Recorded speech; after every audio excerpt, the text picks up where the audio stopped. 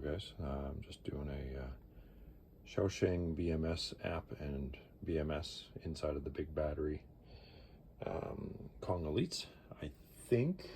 I don't know, I've had a question on YouTube from darn David something, I don't know his last name, about the Eagle battery that's like a golf cart battery.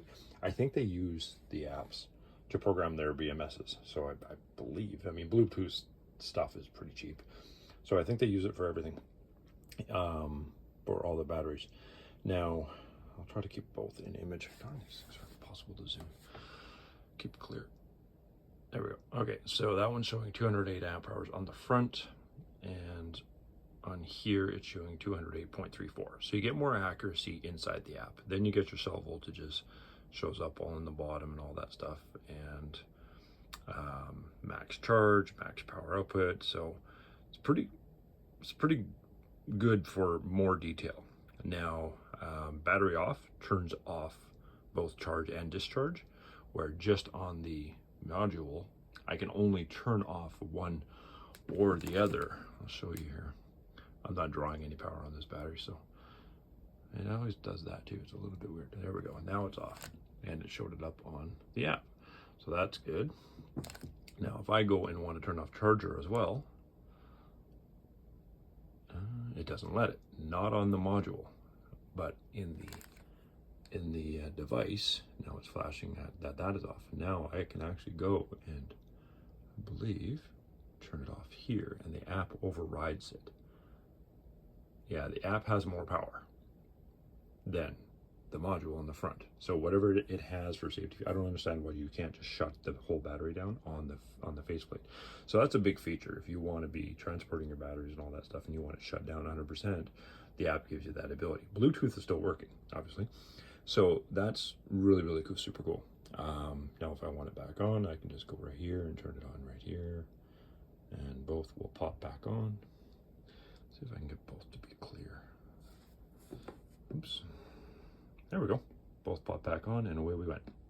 So that's, that's a nice feature of the app itself. Now again, I'm still having some paralleling issues. This is why I want to show the XIAOXIANG.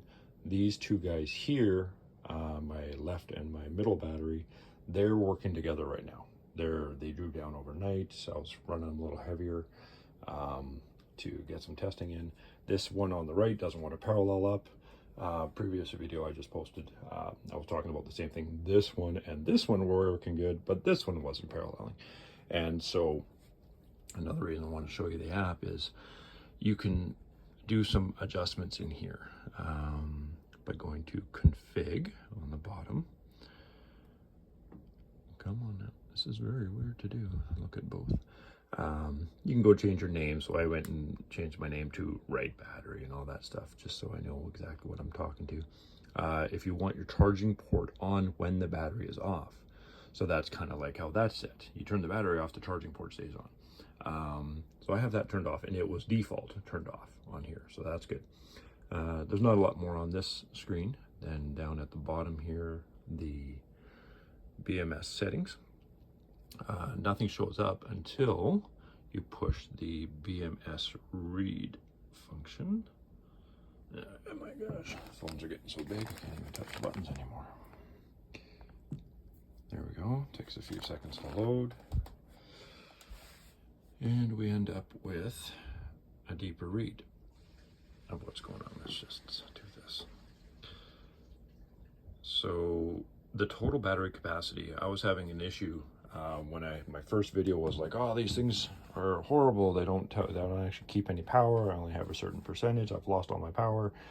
That is not the truth. So I'm correcting that. And RC reached out to me on this, and like he seeked me out. He found my contact information through purchase of these batteries through BigBattery.ca. I don't know. But he found my number and called me directly, which was, I'm actually impressed. They actually put the time in to make the effort to make it work. So that's, to me, that's customer service.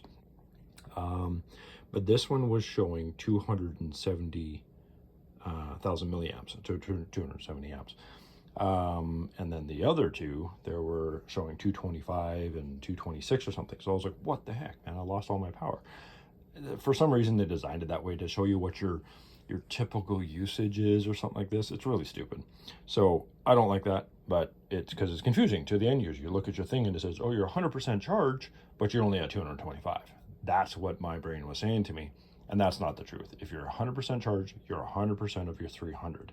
So, but what you can do is you can go in, when I was showing 270 or 225, you can actually just tap the X, clear that number out, type in the new number that it was, which was 300. So I kept redoing that, saying, no, it's 300. And now it's being a little bit more acceptable, and it's showing me what my actual is. So anyway, now I'm not playing with any of, oopsies. I'm not playing with any of these other voltages, millivoltages. I wouldn't recommend it. There's no point for us to do that because why would you mess with what the actual battery design is? So something else, it came with the charge only, balance only when charging turned off on default. Other YouTubers are saying, turn that on, make sure it's only charging when it's balancing when it's charging, because it does it at the top point and all this stuff. RC is saying, I would just let it balancer enabled, just let it charge. There's an active charger inside the BMS itself, and there's a passive charger built in. So they've designed it so the battery takes care of the voltages inside the cells individually, and those actually show up. Where the heck were they? Oh, it was on the last screen, sorry. And then one thing we did do is I turned off, which I turned off by direction, the load detect button. Now, when load detect is turned on, RC was saying that it looks for 3 to 4 amps of draw before it kicks on the other batteries. So if I'm only doing a very small load of 3 amps, it only thinks that it's only going to send power from one battery, and then it'll drain that battery. It'll put it out of parallel with the other 2 batteries, which, that's not what we want. I want all my batteries to be running in sync. And then once you do that, then you got to get them back in parallel. You got to top charge them back to 100%, let them sit for a couple days. When you're off grid, you can't be shutting your system down for a couple days, 24 hours or whatever. So by turning off load detect, that gives it more sensitivity. It drops that, the detection aspect down to like 1.5 to 2 amps. So if you put on a 6 amp draw, essentially each battery is going to want to pull 2 amps, 2 amps, 2 amps. This one will start to pull, then you'll see a 6 amp draw. This one will detect, it's going over 2 amps. It'll pull, and then this one will pull, whatever order they do it in. And we can't control that. It's all dependent on your wire length and all that stuff and resistance. So that on that point, it's a great idea to have the same length of cables, like to the millimeter, if you can pull it off. And your connections are the same, good, all that fun stuff. Because then you get the best continuity in your paralleling. Outside of that, if I had it on load detect on, and it's looking for 3 to 4, I'm going to be needing like more than 9 to 12 amps for it to pull from all 3 of the batteries. So I turned off load detect, and it's still not perfect yet, but I haven't done a top balance and shutdown, because I put on a 100 amp draw with my electric heat pump water tank, and this guy didn't pull. These guys were pulling 50 and 50 amps, but that one didn't pull on and pull, and that's more than enough power. So I think I'd have to do that whole top balancing. They were all at 70% state of charge. They were all at 52.875 volts, but it didn't do it. So I got to recharge every battery back. Sorry guys, my video shut off because I got an alert on my phone.